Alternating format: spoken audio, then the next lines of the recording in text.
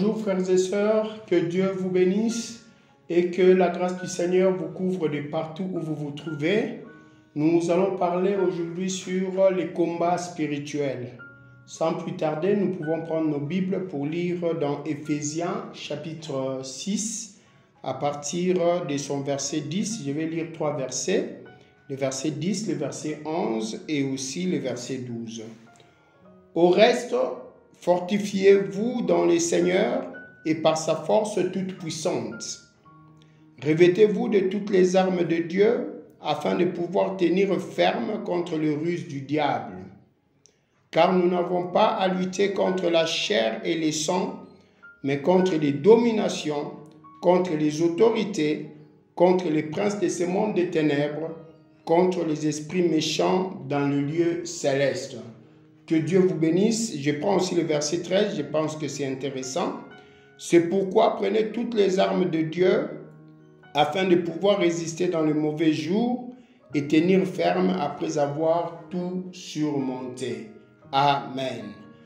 Comme nous venons de lire, bien-aimés, le combat spirituel, c'est une réalité. Dans très peu de temps, j'aimerais que nous puissions parler autour de ces sujets. Les combats spirituels. Il y a quelques vérités que vous devez savoir sur les combats spirituels. La première vérité, c'est que dans les combats spirituels, qui est une évidence, qui est une réalité, ce n'est pas nous qui combattons, ce n'est pas nous les chrétiens qui faisons la grosse part du combat, c'est le Seigneur qui combat pour nous. Comme c'est écrit dans Exode 14, 14, Dieu parlait aux enfants d'Israël qui avaient derrière leurs trousses les troupes égyptiennes. Dieu leur disait, gardez silence, moi l'Éternel, je combattrai pour vous. Donc dans les combats spirituels, ne paniquez pas. Lorsque vous entendez parler de ces termes-là, de ces concepts-là, combat spirituel, chers frères, ne paniquez pas, chères sœurs, ne paniquez pas. Ce n'est pas vous en réalité, en tant qu'enfants de Dieu qui combattez, c'est le Seigneur qui combat pour nous. Mais dire que le Seigneur combat pour nous, ça ne veut pas dire que nous aurons des mains croisées, nous n'avons rien à faire, non. Mais pas cela. Le Seigneur combat pour nous, je pourrais dire, à 99,06%, à plus de 99,06%. Mais nous combattons ensemble avec le Seigneur, mais la grosse part du combat, c'est le Seigneur qui le fait pour nous. Ça, c'est vraiment une vérité à retenir. Donc, ayez foi dans votre Seigneur que c'est lui qui va mener les combats pour vous. Regardez le cas des enfants d'Israël. Dieu leur dit, gardez silence, moi l'Éternel, je combattrai pour vous. Ça voudrait dire qu'Israël devait se maintenir dans la quiétude, dans la tranquillité, dans la foi dans le Seigneur, en attendant les instructions du Seigneur. Jusqu'à ce que le Seigneur va dire à Moïse, étends ton bâton. Moïse a étendu son bâton et l'eau s'est déchirée et le peuple pouvait passer après que Dieu ait donné l'ordre au peuple de commencer à marcher. Le peuple a marché pour traverser la mer et ils se sont retrouvés de l'autre côté. Quand Israël a essayé de les suivre, puisque c'est Dieu toujours qui empêchait Israël de l'Égypte de suivre les Israélites en mettant des ténèbres du côté de l'Égypte. Et les Égyptiens ne pouvaient pas avancer. Donc Dieu combattait pour son peuple. Mais regardez, les combats là, ça ne veut pas dire que l'homme ou le chrétien n'a rien à faire. Non, nous avons notre part dans les combats.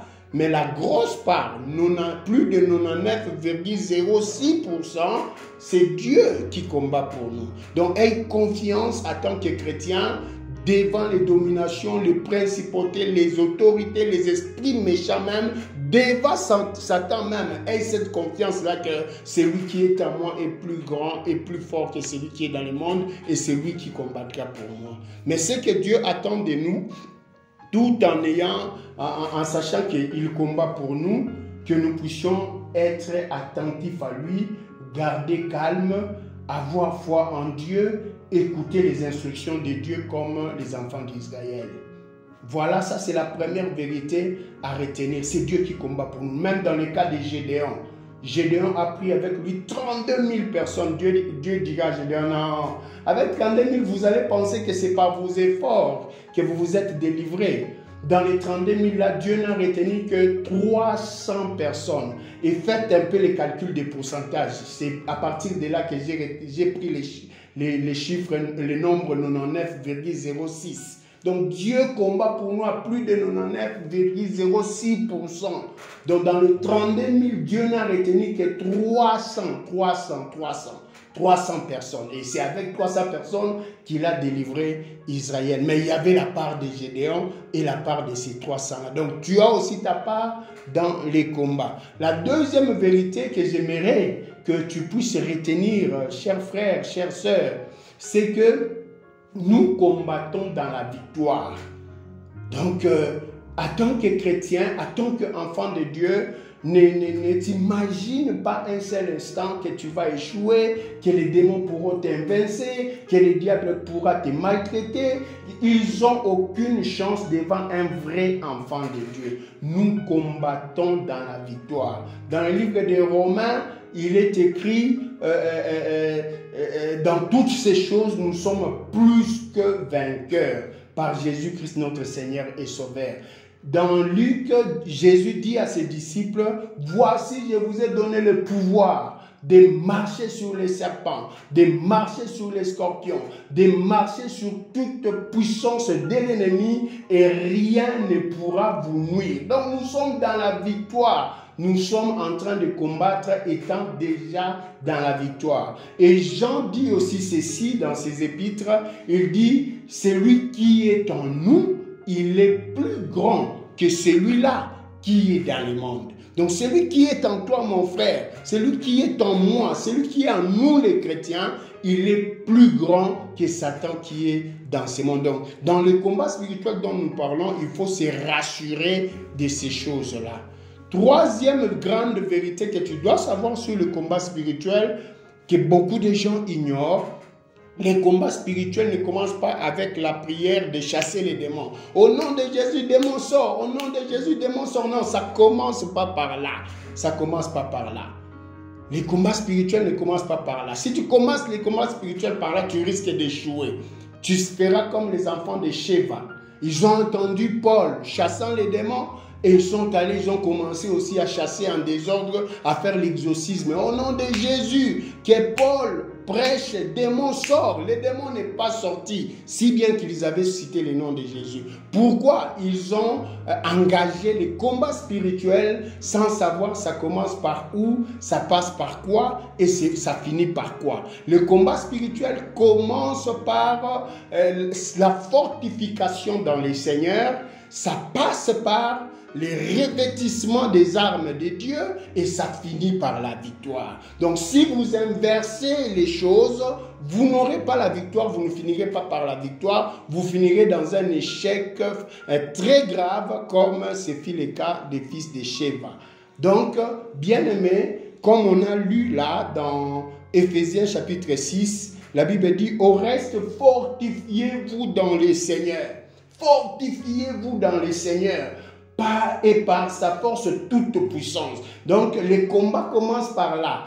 Tout chrétien doit chercher à être fortifié dans les seigneurs, à être rempli du Saint-Esprit. Donc pour être fortifié dans le Seigneur, il faut d'abord commencer par avoir les seigneurs. Pour avoir les seigneurs, il faut les recevoir comme ton Seigneur, comme ton Sauveur, comme ton Maître dans ton cœur. Tu les confesses de ta bouche, tu les reçois dans ton cœur, tu acceptes d'être baptisé à ton nom. Là, tu reçois le Seigneur, tu reçois son esprit. De là maintenant, étant repenti de tes péchés, le Seigneur est en toi. Tu demandes dans la vie de tous les jours d'être fortifié par son esprit. Deuxièmement, il va falloir porter toutes les armes de Dieu. C'est pourquoi dans le verset 11, on dit, revêtez-vous de toutes les armes de Dieu, afin de pouvoir tenir ferme contre les ruses du diable. Donc si on n'est pas revêtu des armes de Dieu, on aura du mal à tenir ferme contre toutes les ruses du diable. C'est par là que le combat devra commencer. C'est par là que tout devra se faire. Être fortifié dans le Seigneur, c'est revêtir des armes, ainsi nous pourrons espérer en la victoire. Que Dieu vous bénisse.